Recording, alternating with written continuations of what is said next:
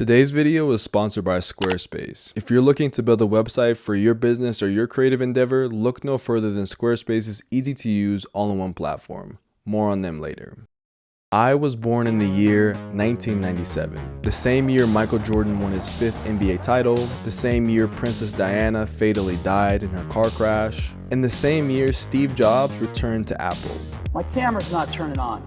From 1997 to now, 2022, I have grown up in what I believe to be the most fast-paced period in human history. Now on this channel, we focus on fashion, and that same rule applies to the fashion industry. From being a middle schooler in 2007 to graduating university in 2020, I have seen a lot of changes in the fashion landscape from my youth to now. And with those changes, there's a lot of items that I just don't see anymore. Today's video is about exploring some of those items and just having fun taking a trip down memory lane. Shut up. Shut up. I didn't say anything. As a disclaimer, if you still wear some of these items, kudos to you. This video is just about highlighting some of the things that I perceived to be cool as a kid and the things that I thought were cool based on what I saw online. What prompted me to make this video is that 2 weeks ago I was in New York City, and if you haven't seen that vlog, I highly recommend you check it out. But while I was in New York, I saw someone wearing a pair of Adidas Calabasas track pants. And it made me stop. I looked to the left, my girlfriend was sitting next to me, and I said, "Lauren, when's the last time you've seen a pair of Adidas Calabasas pants?" Because I used to wear them all the time, and I remember them being so huge. So let's start here with Adidas Calabasas track pants. In my eyes, in 2017, when these pants came out, they were the best pants money could buy. I was a freshman in college when they came out, or maybe a sophomore, and I hobbled together all the little monies that I had to pick up a pair of these pants. And funny enough, the experience was quite nice. As an athlete at the time, I loved athleisure, comfortable clothing. I was also pretty big on Yeezys, and anything that had comfort and aesthetics was right up my alley. But nowadays, when it comes to the Adidas Calabasas track pants, I see less and less of them. I guess I'm just happy that I sold mine for a profit rather than a loss. When I was in middle school, the coolest shoe ever to me were the Nike Air Huaraches. These to me were just iconic, and everyone in my school seemed to have them, or everyone who was cool seemed to have them in my school. And I always wanted those more iconic colorways, the ones that the cool kids were wearing, but I never really had the opportunity to buy them because I was just a young middle schooler. I had no money. Crazily enough, when I got into high school, I actually still had interest in the Air Huaraches. And at the time, I had a girlfriend, and she actually bought a pair for me when I was in high school. Yeah, that's a pretty nice gift. Shout out to you, Bree. Oh well. Not all things last for forever, including the interest that people had in the Nike Huarache. Let's take it back to the mid and early 2000s when Juicy Couture tracksuits inundated my 6-year-old brain. Similar to the 90s, I remember a lot of people wearing tracksuits during my upbringing. Now, as a 6-year-old, when you first watch TV, you're perceptive of everything, whether it be what your mom's watching, what your dad's watching, or the Cartoon Network shows that you are supposed to be watching. And I distinctly remember watching TV, watching YouTube videos, and remembering my celebrity crushes at the time that were outfitted in Juicy Couture tracksuits. My little boy crushes at the time included people such as Halle Berry, Beyonce, Kim Kardashian, and Jennifer Lopez. And at that age, I didn't really understand fashion, but I understood what drew my eye in and what drew my interest in and what didn't. Now, I don't really have the sales figures, but from my understanding, Juicy Couture had its biggest moments during the early and mid 2000s. And I think it's reflected in the memories that us 90s babies and Gen Zers have about that time period, if you were old enough to remember. I remember being in middle school and these bracelets called silly bands were unnaturally popular. And for me, I think it was the first time I took it upon myself to put a bracelet on my wrist. I also distinctly remember never purchasing a silly band. Rather, there were kids in my grade that seemed to have full arm's length worth of silly bands, and when I asked them if I could have one, they were gracious enough to give me more than a few.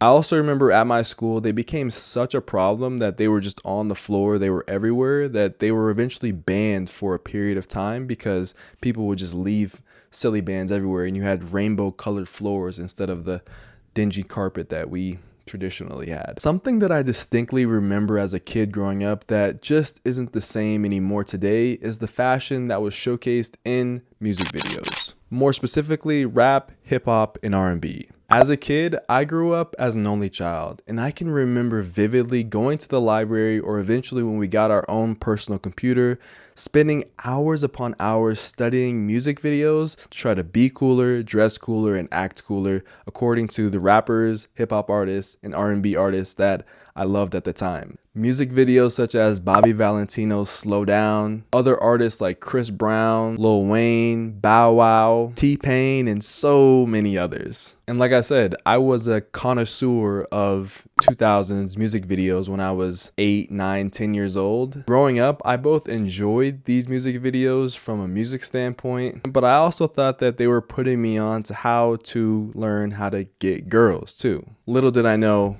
growing up in Colorado, there aren't many girls that look like they do in these music videos.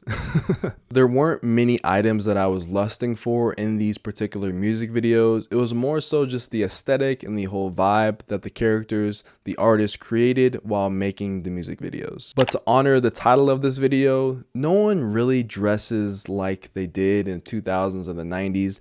Like, no one really leans into it that much, right? Like, there's people who try to honor that time period with different pieces and different things, but for the most part, majority of people don't strive to dress like 2000s and mid 2000s R&B, hip hop, and rap artists. At least in my perspective, they don't. And if you ever need a hit of nostalgia, go listen to Chris Brown and T-Pain, Kiss Kiss, a Nappy Boy Radio exclusive. That oh man, that's one of my favorite songs. Caller on line 1. Caller, what's your problem? How's it going? Before we get to the last two fashion items that nobody wears anymore, let's get a word in for today's sponsor, Squarespace. Are you interested in making a website for your very own brand or creative project? Squarespace offers a comprehensive amount of features to help you create the website you've always wanted. If you want to sell products direct to consumer or display your body of work, Squarespace makes it easy for you to do that and more. Currently, I'm building a website on Squarespace to be a hub for all of my different content, whether it be my podcast, my YouTube channel, or my TikTok. And if you needed a sign to push you in the direction of making your very first website, this is your sign. Visit squarespace.com/DrewJoyner for 10% off your first purchase of a website or domain. Fast forwarding a bit, I remember Fear of God Vans being some of the hottest items here in the western parts of the United States. See, what most people don't understand about Colorado is that we get a lot of our cultural influence from California more so than other parts of the United States. And this is evident through the clothing and the mindset of the people in the state, especially the youth culture in the state. And Vans in Colorado were a huge part of that mindset and that energy. And when Jerry Lorenzo was actually a top dog butting into fashion, his Fear of God line was making waves in Colorado, especially the Fear of God Vans. I remember people going nuts for Jerry Lorenzo's Fear of God shoes. Funny enough, the release for a lot of these Fear of God Vans were inside of malls in places like PacSun. And I remember, for myself, camping out 11 hours for 2 pair of Fear of God Vans. Yeah, I was one of those kids. Last, something I see less and less of in fashion is this idea of logomania, which I believe was more popular during the late 90s, early and mid 2000s. And for me, as a black kid growing up in this time period, I thought having a lot of logos and being really pop arty was the coolest thing ever. I think logomania has so many different looks and feels, from hip hop and rap culture to the evolution of it and what it looks like today. I just see less and less of the rendition of what it was in the mid 2000s.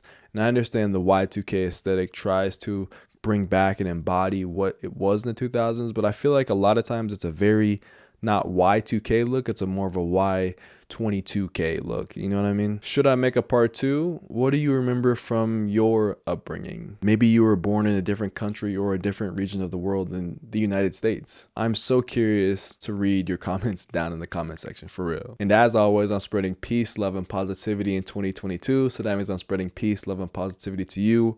Wherever you are in the world, have a wonderful rest of your day. A bientôt. Peace. Yo, what is good, post vid? Hopefully you guys are having a good day today. Here's a fist bump for the 1 time bop. Here's another one for the 2 times bop. Thank you guys so much for staying to the end of the video. The 0.01% that stay all the way to the end. I know you're subscribed if you're a post vid vidder. I appreciate you so much. Let's get into the post vid topic of the day. Nostalgia hits.